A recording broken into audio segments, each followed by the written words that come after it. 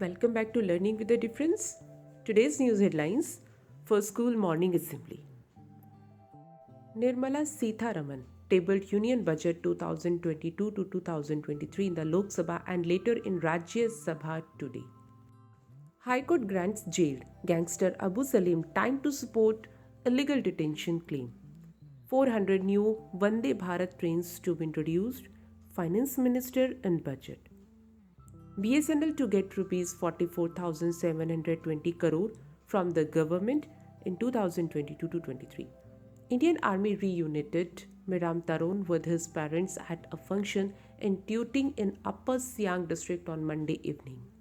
Tripura minister welcomes 1,500 crore package for Northeast. And now some international news. A nature broadcaster, a dissident and WHO nominees for this year Nobel Peace Prize. US billionaire George Soros warns against investing in China. A North Korean documentary broadcast on Tuesday showed a limping leader Kim Jong-un as he tackles the impoverished country's worst ever hardships amid the coronavirus pandemic. Coronavirus. New version of Omicron variant is transmitting faster than original, a report said. And now some sports news. IPL 2022 player auction to be held on February 12 and 13 in Bengaluru, BCCI. South Africa head coach Mark Butcher has hearing postponed until May.